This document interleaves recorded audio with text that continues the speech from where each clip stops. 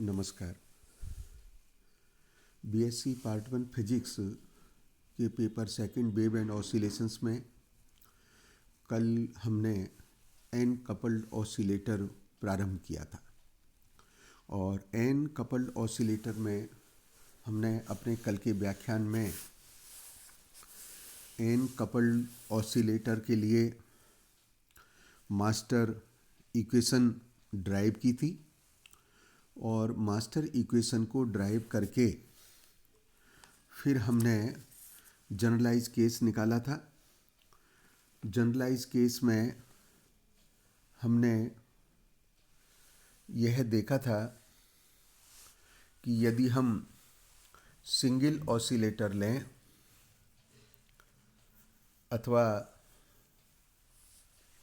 Coupled oscillator लें तो दोनों केस में हम एंगुलर फ्रीक्वेंसी के मान निकाल सकते हैं। साथ ही हम उस केस में जो दोलन कर रहे हैं उनके आयाम की विधा का भी अध्ययन कर सकते हैं। आपको कल के व्याख्यान में ये ध्यान आ गया होगा कि जब हमने कपल ऑसिलेटर का केस लिया था तो कपल ऑसिलेटर के केस में हमने प्रथम स्थिति में जो आवृत्ति एंगुलर फ्रीक्वेंसी निकाली थी उसका मान square root of T by M A प्राप्त हुआ था, जबकि सेकंड नॉर्मल मोड में एंगुलर फ्रीक्वेंसी का मान square root of 3t by M A हमने ज्ञात कर लिया था। महत्वपूर्ण बात यह है कि प्रथम विधा के लिए ओमेगा इजिक्वल्स टू ओमेगा 1 होने पर दोनों आयाम का अनुपात अर्थात A2 बाई A1 1 प्राप्त हुआ था, जिसका निष्कर्ष है कि दोनों कण एक ही कंपन में एक ही कला में होते हैं। जबकि सेकंड नॉर्मल मोड वाइब्रेशन पर हमने ओमेगा इजिक्वल्स टू ओमेगा 2 लिया था और दोनों का जो अनुपात हमने ज्ञात किया था वह अनुपात A2 बाई A1 का मान -1 आया था।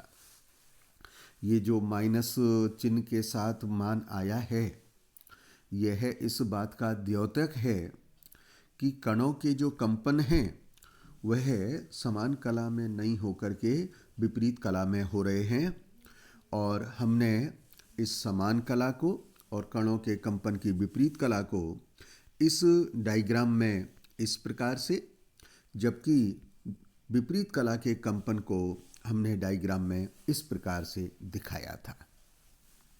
अब हम अपने इस अध्ययन को और जनरलाइज बनाते हैं और इस सारे विश्लेषण के आधार पर हम इस डिस्कशन को एन के किसी मान के लिए लिख सकते हैं। हमने इक्वेशन 4 ड्राइव की थी और उसका मान था AP-1 plus AP plus is equals to 2 minus M A omega square by T. इस समीकरण को इस प्रकार से लिखा जा सकता है AP-1 plus AP plus 1 upon AP is equals to 2 omega 0 square minus omega square upon omega 0 square where omega 0 square is equals to T by M A. और यह एक इक्वेशन जो बनी है उसको मैंने इक्वेशन नंबर 7 से मार्क किया है। अब हमें इस 7th इक्वेशन की नेचर को थोड़ा सा समझना चाहिए। ये महत्वपूर्ण बात है। इस समीकरण में आप देख रहे हैं कि जो राइट हैंड साइड है वह राइट हैंड साइड का मान कांस्टेंट है। अगर हम देखें कि एंगुलर फ्रीक्वेंसी की कोई कांस्टेंट वैल्यू ली जाए तो राइट हैंड साइड के मान में किसी भी प्रकार का बदलाव नहीं होगा। It means right hand side का मान कांस्टेंट हो गया। और इस समीकरण में आप और देखिएगा कि राइट हैंड साइड में कहीं भी p का शब्द नहीं आ रहा है। इसका मतलब हुआ कि ये समीकरण राइट हैंड साइड से पी पर इंडिपेंडेंट है। इसका निष्कर्ष निकलता है कि यह समीकरण पी के सभी मान, पी के कितने मान हमने माने हैं, 1 से लेकर के n तक, तो इसका अर्थ ये भी निकलता है कि ये जो मैंने मास्टर इक्वेशन ड्राइव की है ये पी के सभी मान 1 से लेकर n तक के लिए वैलिड है, सभी के लिए मान है। तो ऐसी स्थिति में हम समीकरण 7 से जो अभी हमने ड्राइव की है, चाहे वो ए पी माइनस 1 हो, ए पी हो, ए पी प्लस 1 हो, वो सभी सीमांत प्रतिबंधों को पूरा करेंगे और समान मान देंगे। और अपने केस में जैसा कि हमने विवेचना की थी, जो सीमांत प्रतिबंध होंगे वो मान होंगे a0 is equals to A N plus 1 is equals to 0। यदि हम ऐसा मान लें तो विभिन्न कणों के आयाम जो कण संख्या p है पर हम इस प्रकार से लिख सकते हैं, और हमने उनको लिखा है A P is equals to C sine P theta, क्योंकि जो मान प्राप्त हो रहे हैं वो मान हमें समान प्राप्त हो रहे हैं। इसका जब आपने AP को इस प्रकार से डिफाइन कर दिया, AP is equals to C sine P theta, C इसमें कांस्टेंट है, थीटा और ओमेगा एन के जो भी मान दिए गए हैं वो नियत कोण है, तो निश्चित रूप से हम AP के आधार पर AP प्लस 1 AP माइनस 1 की समीकरण लिख सकते हैं, जो मैंने इस प्रकार से लिख दी है। केवल अंतर क्या आएगा, P के स्थान पर P प्लस 1 दोनों तरफ, लेफ्ट साइड भी राइट साइड भी, और P के स्थान पर P minus 1 left hand side भी राइट हैंड साइड भी। और ये जो तीनों मान निकले हैं, इन तीनों मानों को हम समीकरण 7 में रख सकते हैं। समीकरण 7 में जब हम रखेंगे, का समीकरण 7 कौन सी है, A P minus 1 plus A P plus 1 upon A P, जो अभी हमने निकाली थी, जिसका मान आया था 2 omega 0 square minus omega square upon omega 0 square. तो इस 7th इक्वेशन की लेफ्ट हैंड साइड में जो ये तीनों मान हमने निकाले हैं, इनको सब्स्टिट्यूट कर सकते हैं और इसको हल कर सकते हैं। हमने यह प्रयास किया, तो आप देखिएगा राइट हैंड साइड में जो समीकरण आ रही है वो क्या आ रही है, C within bracket sine P minus 1 theta plus sine P plus 1 theta divided by C sine of P theta. अब ऊपर न्यूमरेटर में जो टर्म बन गई है वो sine C plus sine D की बन गई है, और ट्रिग्नोमेट्रिकल फंक्शन से हम ये जानते हैं sine C plus sine D is equals to 2 sine C plus D by 2 cos of C minus D by 2। ये ट्रिग्नोमेट्रिकल फार्मूला है। आपको ध्यान होगा 11th क्लास में इस तरीके के 4 फार्मूले आपने निकाले हैं, sine C plus sine D, sine C minus sine D, cos C plus cos D, cos C minus cos D. हर जगह कहीं ना कहीं चीज़ आपस में उपयोग में आती है। तो sine C plus sine D का formula 2 sine C plus D by 2 cos of C minus D by 2 का प्रयोग करने पर हमें ये समीकरण प्राप्त हो जाती है 2 sine C P theta cos theta divided by C sine P theta. ऊपर और नीचे न्यूमरेटर डिनोमिनेटर से साइन पी थीटा कैंसिल हो रहा है, और इस समीकरण का जो मान प्राप्त हो रहा है वो 2 कॉस थीटा प्राप्त हो रहा है। अब हम पुनः देख रहे हैं कि जो A P minus 1 plus A P plus 1 upon A P का मान हमें 2 कॉस थीटा प्राप्त हुआ है, इसमें पी नहीं है, इसका मतलब ये मान भी कांस्टेंट है। और जो हमारे सीमांत प्रतिबंध हैं, जैसा हमने अभी डिफाइन किया था, उसका मान होगा a0 और a n प्लस 1 दोनों के मान 0 प्राप्त होंगे। इसका अब हम इससे एम्पलीट्यूड की बात कर सकते हैं, क्योंकि हमने जो समीकरण मानी थी वो क्या थी, A P C sine P theta.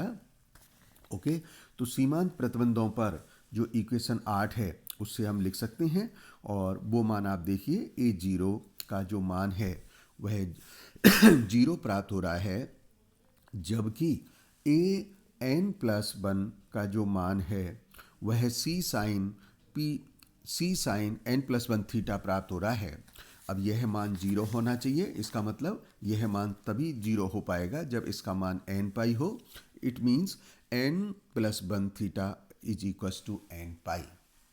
और इससे हमको थीटा का मान प्राप्त हो गया है।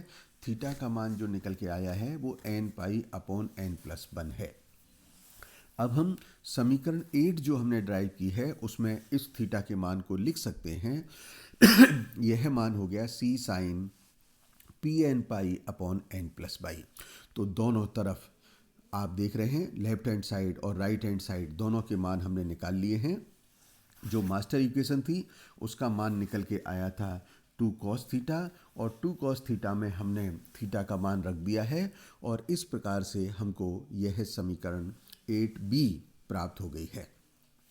तो अपनी मास्टर इक्वेशन और ये जो मान हमने 2 cos n पाई अपॉन n+बाई 1 निकाला है, इन दोनों मानों को तुल्य कर सकते हैं, और इस प्रकार से हम we shall get the equation 2 omega 0 square minus omega n square upon omega 0 square is equals to 2 cos n pi upon n+1 pi.